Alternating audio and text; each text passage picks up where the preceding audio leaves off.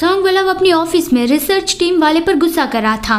बाहर लीशुन यू को बताती है कि 2 से 3 साल हो गए हैं, लेकिन अभी जो रिसर्च प्रोजेक्ट चल रहा है उसमें जरा सा भी प्रोग्रेस नहीं हुआ है। वो बस बहुत सारे पैसे वेस्ट कर रहा है। तो प्रेसिडेंट सॉन्ग इतना गुस्सा तो करेंगे ही। वो पर्सन जिस पे अभी सॉन्ग वाला गुस्सा कर रहा था वो उदास होके चला गया। यू पूछता है क्या रिसर्च करना इतना ज्यादा डिफिकल्ट होता है। लीशुन कहती है हम ऐसी न्यू एनर्जी बैटरीज के बारे में रिसर्च करे हैं जिसकी वजह से उसका लाइफ स्पेन बढ़ जाए, एनर्जी बैटरीज ज्यादा लंबे वक्त तक चल पाए। अगर बात करें तो ये चैलेंजिंग है और ये बहुत डिफिकल्ट है। मैं अभी प्रेसिडेंट सॉन्ग को ये इन्फॉर्म कर देती हूँ कि आप यहाँ पे आए हैं। फिर 2 मिनट के बाद सॉन्ग वाला बाहर आया। वो मोमो को केक खाते हुए देखता है और कहता है तुम फिर से बच्चे को उस तरह का खाना दे रहे हो। यू अपनी नर्वसनेस को कम करता है और कहता है वो अब रिकवर हो गया है तो ये उसके लिए रिवॉर्ड है। सॉन्ग वाला अपना एंटीबायोटिक मास्क निकालता है। केक बॉक्स पर उसका नाम देखता है कि ये शॉप। यू उससे पूछता है क्या तुम्हें इस शॉप के बारे में पता है। सॉन्ग वाला कहता है कुछ सालों पहले जियो आंटी वहाँ से खरीद के लाती थी। पहले उसका स्वाद बहुत ही अच्छा आता था, लेकिन फिर बाद में उसका टेस्ट बहुत ही बिगड़ गया। तो फिर मैंने जियो आंटी से कह दिया कि वहाँ से अब मत खरीदना। यू मन में बोलता है कुछ सालों पहले तो मैं भी शुमिरन में काम करता था। सॉन्ग वाला ने जरूर ही मेरे हाथों से बनाया हुआ केक खाया होगा। पता नहीं उसे ये पता भी है कि जिस पर्सन से वो इतना ज्यादा हेट करता है उसके हाथों से बना केक खाकर उसे वो बहुत डिलीशियस लगा था। फिर वो उसे बीफ सॉस देता है कि जियो आंटी ने मुझे ये यहाँ पर लाने के लिए कहा था। सॉन्ग वाला उस बीफ सॉस का जार अपने हाथ में लेता है और खुश हो गया कि ये चीज तो मुझे बहुत पसंद है। फिर उसकी नजर गई मोमो की प्लेट पर टॉप की हुई स्ट्रॉबेरी पे।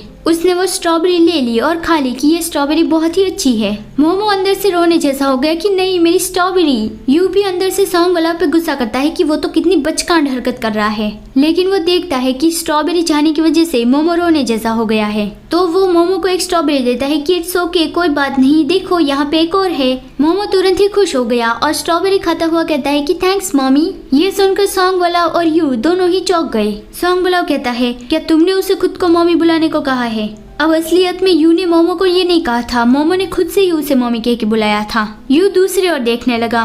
मोमो का चेहरा भी उतर गया, मतलब कि उसे ऐसा लगा होगा कि यू भी ये नहीं चाहता है कि वो उसे मॉमी कह के बुलाए। लेकिन यू कहता है मैंने सॉन्ग मो को मुझे वो कहने के लिए नहीं कहा है, लेकिन मुझे वो जो भी कह के बुलाना चाहता है वो कह के बुला सकता है, मुझे इससे कोई भी प्रॉब्लम नहीं है। तो फिर मोमो खुश हो गया। यू उसके सर पे पैट करता है और सोचता है उसने इसके लिए काफी ज्यादा इंतजार किया होगा और फिर काफी ज्यादा हिम्मत जुटाने के बाद मुझे मॉमी कह के बुलाया होगा। लेकिन पता नहीं सॉन्ग वाला को ये अच्छा नहीं लग रहा था। वो लीशुन से कहता है सॉन्ग मो के हाथ धुलवाने उसे ले जाओ। तो फिर लीशुन सॉन्ग मो को अपने साथ ले गई। मोमो जाना तो नहीं चाहता था, लेकिन सॉन्ग वाला के सामने वो कुछ भी करने की हिम्मत नहीं कर सकता। फिर सॉन्ग वाला यू से कहता है अननेसेसरी चीजें करने की कोई भी जरूरत नहीं है, मतलब कि जिन चीजों की जरूरत नहीं वैसे चीजें तुम्हें करने की जरूरत नहीं है। यू कहता है क्या तुम्हारा मतलब अननेसेसरी, मतलब कि मैंने कौन सी अननेसेसरी चीज की। सॉन्ग वाला कहता है तुम मेरे बेटे की माँ बनना चाहते हो, वो अननेसेसरी चीज है। मैंने तुमसे कहा था कि जहाँ तक तुम अपने हिस्से का काम अच्छे से करते रहोगे और मेरे लिए कोई भी मुसीबत खड़ी नहीं करोगे तो हमारी लाइफ अच्छे से जाएंगी।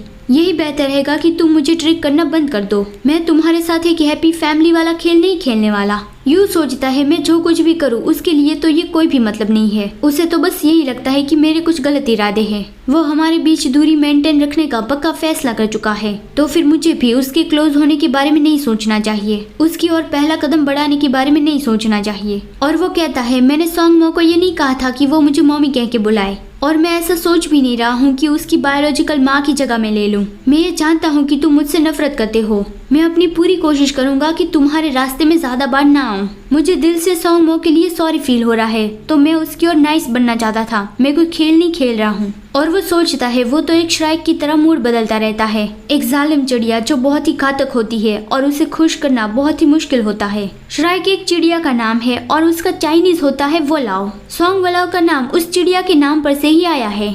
यू सोचता है कि सॉन्ग मो को जन्म देने वाला पर्सन कितना परफेक्ट होगा कि उसने सॉन्ग मो की माँ की पोजीशन हासिल कर ली।